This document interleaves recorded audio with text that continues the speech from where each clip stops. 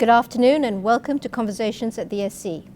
Recently, IMD together with BCG conducted the Global Readiness Survey to understand the aspirations and preparedness of companies to go global. The survey revealed that while 75% of companies wanted to grow their international business, only 10% felt they had the capabilities to do so. We are privileged to have with us today Professor Margaret Cording, Professor of Strategy and Executive Director of Southeast Asia and Oceania at the IMD Business School, to share more insights on the survey results. Welcome, Professor, and thank you for joining us at Conversations at the SC today. Thank you very much, and thank you for having me today. One of the things I found very interesting about the survey was this key challenge that there's a strategy execution gap, whereby having a good strategy isn't good enough. It's about companies having to really execute much better. Could you perhaps elaborate a bit about this? Yes, it was actually quite surprising to us that we found such a large executional gap.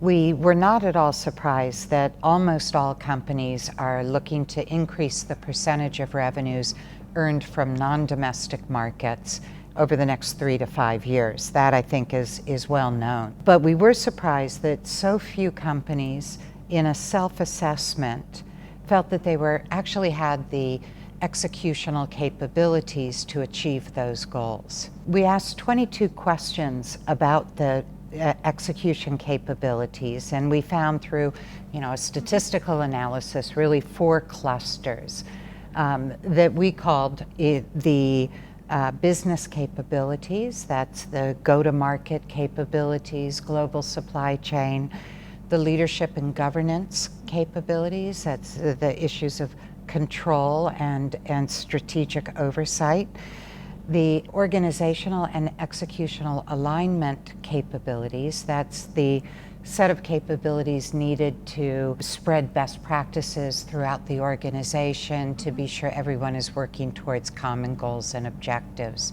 And it's actually that set of capabilities that are the weakest in our study. That less than half felt that they had anywhere close to average capabilities at alignment, both organizationally and executionally.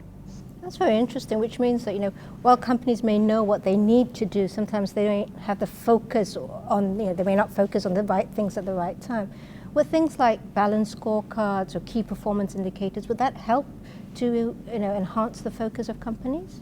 Yes, I think it's a lack of focus on what to do, but it's also a lack of focus across the organization on the same things. And that's where this misalignment comes into play. Headquarters, for instance, may feel it's vitally important that they expand their brand consistently around the world, while the local markets is demanding a more customized approach. And so you have people working at cross purposes. This creates a lot of noise. It reduces the effectiveness of decisions that are taken. Inevitably, compromises get made where workable solution is not the best solution. Things like KPIs and balanced scorecards are of course always important to sound management of a business. In terms of strategy execution, our research suggests that what's equally important are the intermediate goals, the milestones along the way. Oftentimes, KPIs are measuring the end result, but they don't provide a lot of information about what's going wrong that is preventing us from that end result. And that's, of course, where these areas of misalignment occur, and that's the area that requires the management attention. That's a very interesting point that you've raised about the disconnect between headquarters and, I suppose, those in the subsidiaries or at the working level. How would you manage, so everybody has, I suppose, a common goal or common vision on how we should move forward? Of course, this has been a challenge for organizations for many, many years. We find that it's a bigger challenge today than it ever has been because the external environment is changing so rapidly. Whether that's driven by technology changes, regulatory changes, changes in consumer behavior, we do know that once we achieve alignment in our vision, we have to change the vision.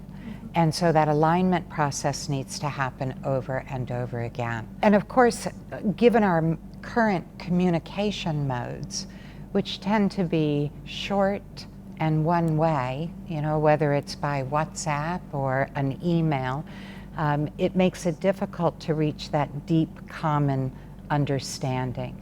And there really is no replacement for the face-to-face discussion in depth to gain that understanding.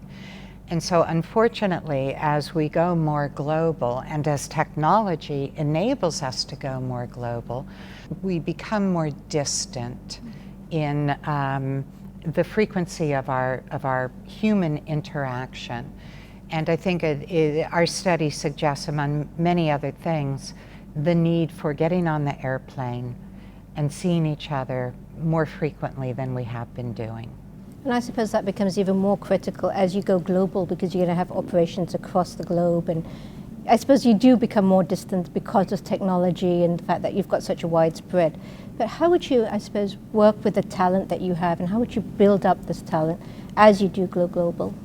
This is a key challenge, especially in emerging markets here in Southeast Asia. It is accessing that local talent has constrained any number of both domestic competitors and international competitors' growth objectives. Here again, there is no magic solution. We know that it is absolutely critical to have deep local market understanding. And we also know that if we fly in somebody from outside the local market, it takes a very long time to develop that deep intuition about what customers or consumers really want. And therefore, it's imperative that we tap into the local talent market. A number of issues that create obstacles to doing that. One, of course, are things like language barriers, right? Let's just say that you're a Western multinational whose company language is English, and you're trying to do business in, say, Vietnam. That language barrier is crucial. Cultural barriers as well, in terms of how leadership is exercised, can be very different market to market. And so are we recognizing the leadership in the local talent, even when it doesn't fit into the company's traditional model of leadership? So we find companies being very creative in this talent development space, from working as early as high school to build the talent and the skill set that they need, taking local talent and actually sending them to headquarters for a good chunk of time, 3 to 5 years, to be sure that they deeply understand the organization and marry that with their deep understanding of the local markets. And that is a magical combination, and that is everybody's objective. That's very interesting. It seems there's a lot of investment required if we want to go global. Would size then play a role? Would it always be the bigger boys that are able to go global more easily? Yeah, thank you for that question. And this was another surprising aspect of our study. We found that as it relates to business capabilities, the factories, the distribution system, the supply chain, and the general marketing capabilities, the big boys, the large companies, absolutely do get the benefits of scale, and they have a clear advantage over smaller companies. However, when you look at issues around agility and alignment, the small companies actually significantly outperform the larger companies. So we looked at 3 categorizations of size. We called small anything less than $1 billion US in annual revenues. Mid-size, a company with annual revenues between $1 billion and $10 billion US. and then large, higher than 10 billion. We found that the companies that struggle the most are those mid-sized companies. They're kind of stuck in the middle. They don't have the scale of the large companies, and they don't have the agility of the small companies. And so they are faced with the most significant challenge. That's a very interesting, finding, I think, because we've always thought it's the big boys that can move out very easily, but you're saying the agility is actually with the small companies. But how do these middle companies then work their way either up or to get the agility that the small companies have? Research has shown that actually it's incredibly difficult to go from a mid-size to a large company for a whole host of reasons. It's very, very rare that a company makes that jump. Take an example, a company all of us know, Lego. We all have played with Legos. And Lego is in that mid-size category. They are a fantastic competitor, and their financial performance is extraordinary, but they've struggled with getting bigger. And that's not uncommon. These mid-sized companies tend to have a relatively healthy niche market, and the challenge is growing beyond that niche. Now, how do they get the agility? They're more agile than the big companies, certainly. The big companies really struggle with the balance between governance and control from the center and local agility. And the trade-offs are a very delicate balance. In the mid-size category, decision-making is faster. People know each other better. There are less decision layers to get through. And so you do get that advantage. However, many times you're publicly listed. When you compare to the small companies, where oftentimes there's a founder, CEO, who makes decisions incredibly quickly, knows exactly what he or she wants to do, and can move the organization very rapidly in that direction. How would your findings from this survey, I suppose, affect companies in Asia, or do you think this is something that's prevalent across all companies, regardless of which region they're operating in? So we do find that the issues prevail across all companies, but we also find two particular regions that are struggling more than others. One is Japan. Now, Japan is an interesting case because we know that they did a fantastic job in growing their international business in the 1970s and 1980s, but they never were able to actually go global. They have struggled with and continue to struggle with a very Japan-centric model. The other area that is struggling is right here in our home, Southeast Asia. And here I think that the challenges are a bit different. You look at the ASEAN region, and there are many, many more differences across countries than there are similarities. And while we are all working on removing some of those obstacles, we also know it takes time. And so going global, if we define that as first going regional, even going regional is quite challenging. Unique challenges is that many people that live in Southeast Asia don't want to move to another country, even if it's from, just simply across a national border. The family ties are very deep in this part of the world, and therefore the talent mobility is not what it is in, say, Western Europe. Right. Therefore the talent tends to stay within that domestic market, making it really very challenging to grow across borders. Just picking up on that point you talked about, talent mobility, do you think that's something that's going to enhance over the years, because we're reading a lot that a lot more Malaysians, I suppose, and Singaporeans are feeling the need to be more mobile across Asia? Yes, we do expect it to change, and that's great news. And it's important, though, to keep in mind it takes time to build that talent pipeline. So in order for it to have a significant impact in terms of the management level of these organizations, we're probably, 5 to 10 years away from being where we want to be. But definite progress being made. One last question. I just wanted to ask, in the survey it talked about the disconnect between what employees at the headquarters felt as well as what employees, I suppose, at the subsidiaries felt. How would companies manage this disconnect so that everyone had, a common purpose?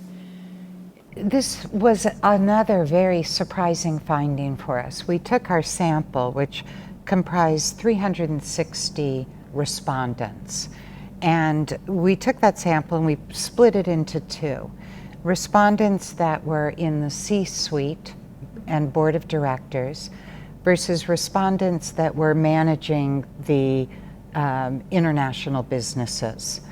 And we compared the average answers to the same questions with these two subsamples. And we found a very consistent level of greater pessimism.